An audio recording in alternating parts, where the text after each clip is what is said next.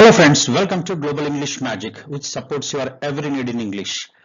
మనం English methodology మీద డిఎస్సికి ఎవరైతే ప్రిపేర్ అవుతున్నారో ఆంధ్రప్రదేశ్ నుంచి తెలంగాణ నుంచి వారి కోసం ఇంగ్లీష్ మెథడాలజీపై complete course topic wise important topics exam point of వ్యూలో చేయడం జరుగుతుంది. దాంట్లో భాగంగా ఈరోజు కొత్త టాపిక్స్ మీ ముందుకు వచ్చాం. ఇందులో ఈ రోజు మనం చూడబోతున్నది problems of teaching and learning English. దీని మీద క్వశ్చన్స్ కూడా వస్తాయి. టాపిక్ తర్వాత అన్ని అయిపోయిన తర్వాత మల్టిపుల్ గా ఒక 10 to 20 క్వశ్చన్స్ తీసుకొని ఒక వీడియో చేయడం జరుగుతుంది. కంటిన్యూగా చూస్తూనే ఉండండి. మీరు ఒకవేళ సబ్స్క్రైబ్ చేయకుంటే గ్లోబల్ ఇంగ్లీష్ మ్యాజిక్ ని సబ్స్క్రైబ్ చేసుకోండి. ఈరోజు టాపిక్ లోకి వెళ్ళిపోదాం.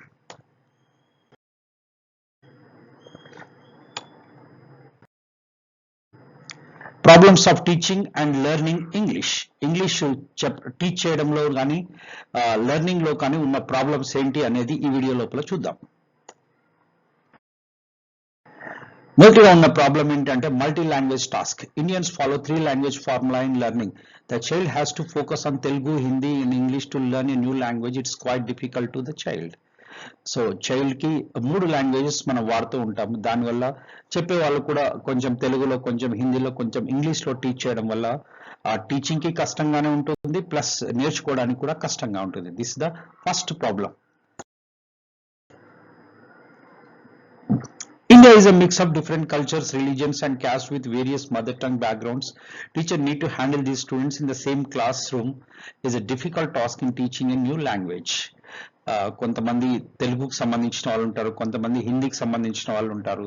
ఇంగ్లీష్ టు హిందీ చెప్దామంటే కొంతమందికి అర్థం కాదు, ఇంగ్లీష్ టు తెలుగు చెప్దామంటే ఇంకొంతమందికి హిందీ రాదు. మన దగ్గర హిందూ, ముస్లిం, క్రిస్టియన్, సిక్ అందరూ కలిసి ఉండే మల్టీ కల్చర్ ఎన్విరాన్మెంట్ లో ఉన్నాం కాబట్టి ఒక అన్ని రిలీజియస్ ని క్యాస్ట్ ని అడ్రస్ చేస్తూ ఒక క్లాస్ చెప్పడం అనేది నిజంగా కూడా ఒక డిఫికల్ట్ టాస్క్ ఒక టీచర్ కి ఇంగ్లీష్ నేర్పించాలి అంటే.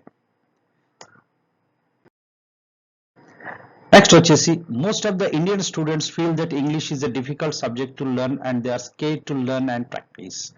ఒకటి ఏమైందంటే మన జనాలు అందరి లోపల కూడా అన్ని సబ్జెక్టులు ఈజీ, కానీ ఇంగ్లీష్ అంటే డిఫికల్ట్ అనేది ఒక మైండ్ క్రియేట్ అయిపోయింది చాలా మంది పీపుల్ లోపల. ఏదో కొంతమంది ఇప్పుడిప్పుడు కొద్దిగా ఫీలింగ్స్ నుంచి బయటకు వస్తున్నారు, కానీ పాతకాలం నుంచి ఎవరైనా కూడా ఇంగ్లీష్ లో మాట్లాడాలంటే భయం, ఇంగ్లీష్ లో మాట్లాడే వాళ్ళంటే కూడా భయంగా ఉన్నారు. సో ఆ ఫీలింగ్ అనేది ఒక మైండ్ లోపల పడిపోయింది కాబట్టి it is difficult to teach them. So అది కాదు అని టీచ్ చేయడం అనేది ఒక మైండ్ సెట్ ని చేంజ్ చేస్తూ క్లాస్ చెప్పడం అనేది టీచర్స్ కి నిజంగా ఒక డిఫికల్ట్ టాస్క్. నెక్స్ట్ వచ్చి the primary and secondary school teachers are not specialised in English. ఇది కూడా ఒక పెద్ద ప్రాబ్లం. సైన్స్ చెప్పే టీచరు లేదా వేరే మ్యాథమెటిక్ టీచర్ స్కూళ్ళల్లో ఉన్న కొంతమంది స్టాఫ్ తోని ఎవరు ఫ్రీగా ఉంటే వాళ్ళకి ఇంగ్లీష్ సబ్జెక్ట్ ఇస్తా ఉన్నారు, వాళ్ళకి సబ్జెక్ట్ టీచ్ చేయమంటున్నారు. కాదు ప్రాబ్లం ఏంటి అంటే ఇంగ్లీష్ టీచ్ చేయాలంటే కొన్ని మెథడ్స్ వాళ్ళకి ఖచ్చితంగా తెలిసి ఉండాలి. ట్రైన్డ్ టీచర్స్ చెప్పే విధానానికి నార్మల్ గా ప్రాక్టీస్ చేసి చెప్పే విధానానికి ఖచ్చితంగా తేడా ఉంటుంది. దీనివల్ల ఇంగ్లీష్ నేర్చుకోవడం అనేది కూడా కొంచెం కష్టంగా ఉంది స్టూడెంట్స్ కి. నెక్స్ట్ వచ్చేసి students learn English for different purposes. It is difficult to address every one's need. Yes, different needs of students. ప్రతి ఒక్కరు కూడా స్టూడెంట్స్ కొందరు వొకాబులరీ పెంచుకోవాలంటారు, నేను ఇంగ్లీష్ లో బాగా మాట్లాడాలనుకుంటారు, కొందరు మార్కులు తెచ్చుకోవాలనుకుంటారు, కొందరు పేరెంట్స్ కోసం అనుకుంటారు. సో డిఫరెంట్ ఆస్పెక్ట్స్ తోని ఇంగ్లీష్ నేర్చుకోవడానికి క్లాస్ రూమ్ లోకి వస్తారు. అవన్నిటిని కూడా అడ్రస్ చేస్తూ అన్నిటినీ సాటిస్ఫై చేస్తూ క్లాస్ చెప్పడం అనేది కొంచెం ఉన్న టీచింగ్ లోపల, ఇంగ్లీష్ టీచింగ్ లోపల ఉన్న ఒక పెద్ద problem. Next mother tongue influence. English language structures are different that of other language structures. There is a mother tongue influence on the pronunciation, stress and speaking style. ఇది చాలా మంది లోపల ఉండే ప్రాబ్లం. ఎవరైనా ఎంఎన్సీ కంపెనీకి ఇంటర్వ్యూకి వెళ్ళారనుకోండి, వాళ్ళు మీకు అదే చెప్తారు, ఎంటీఐ ప్రాబ్లం ఉంది, మీరు మీ లాంగ్వేజ్ లోపల కొంచెం ప్రాక్టీస్ చేసిన తర్వాత మళ్ళీ రండి అని చెప్తా ఉంటారు. మేడం అంటాం మనం ఇంగ్లీష్ లో, వాళ్ళైతే మ్యామ్ అంటారు. Cucumber that is the one, మనం కుకుంబర్ అంటాము. సో ఎగ్జాక్యూటివ్ మనం ఎగ్జిక్యూటివ్ అంటాం.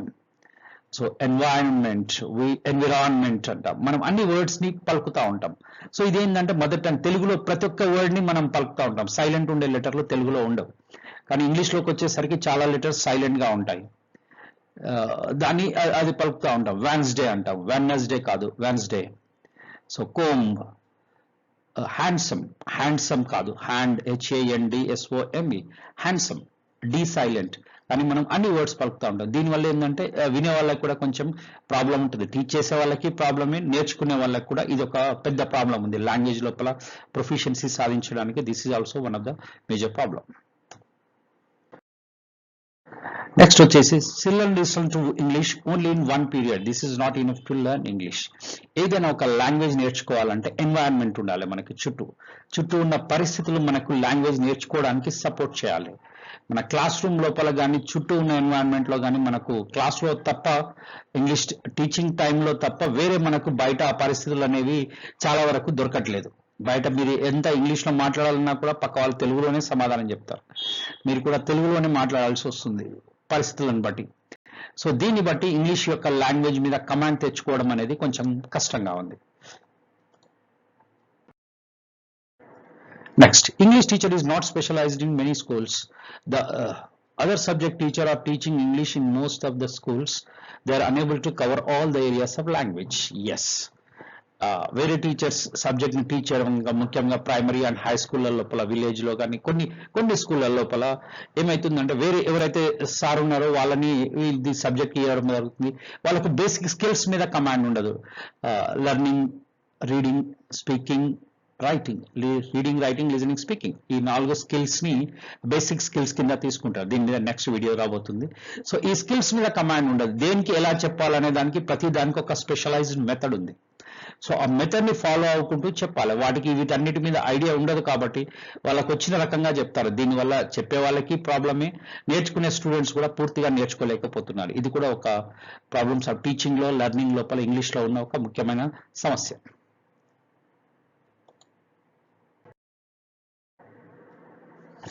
Next, English exam test only writing and grammar skills. No speaking, listening skills test in schools. It is affecting the learning system. Yes.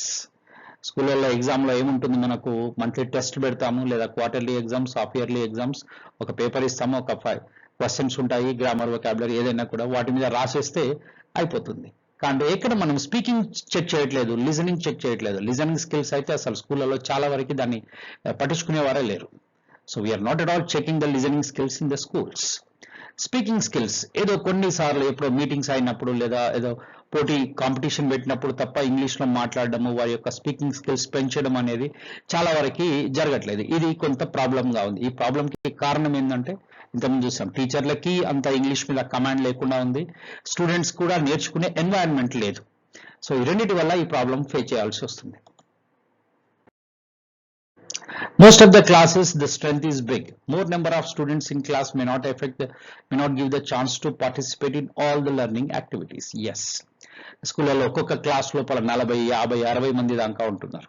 So English ఒక 45 minutes లోపల class లో చెప్పాలి, మంచిగా అందరికి అర్థమయ్యేలా చెప్పాలి అంటే ఒక 15 to 20 స్టూడెంట్స్ లేదా బిలో 30 స్టూడెంట్స్ ఉంటే ఆ టైంని మనం జస్టిఫై చేయడానికి ఛాన్సెస్ ఉంది. కానీ ఉన్న స్ట్రెంత్ ని బట్టి మీరు లెక్చర్ చెప్పి మిగతా వాళ్ళని కంట్రోల్ చేయడము, క్లాస్ రూమ్ ని హ్యాండిల్ చేయడము, దీంట్లోపలనే టైం సరిపోతుంది. సో అందరికి ఒకవేళ ఒక యాక్టివిటీ ఇచ్చినా కూడా ఒకరిద్దరిని చెక్ చేస్తాం, మిగతా వాళ్ళని వాళ్ళతో మాట్లాడడానికి కానీ వాళ్ళని చెక్ చేయడానికి కానీ ఉండే టైం లేకుండా పోతుంది. దీనివల్ల ఏమవుతుందంటే స్టూడెంట్స్ కి చెకింగ్ సిస్టమ్ అనేది లేదు, ఫీడ్బ్యాక్ అనేది లేకపోవడం వల్ల స్టూడెంట్స్ యొక్క లెర్నింగ్ మీద అది ఎఫెక్ట్ ఇస్తుంది. ఇది క్లాస్ ని హ్యాండిల్ చేయడం టీచర్ కూడా కష్టమే. అంత పెద్ద క్లాస్ లోపల ఒక 2-3 గోల చేసినా కూడా నేర్చుకునే వాళ్ళు కూడా నేర్చుకోలేకపోతున్నారు. ఇది కూడా ఇంగ్లీష్ నేర్చుకోవడంలో ఉన్న ఒక ముఖ్యమైన సమస్య.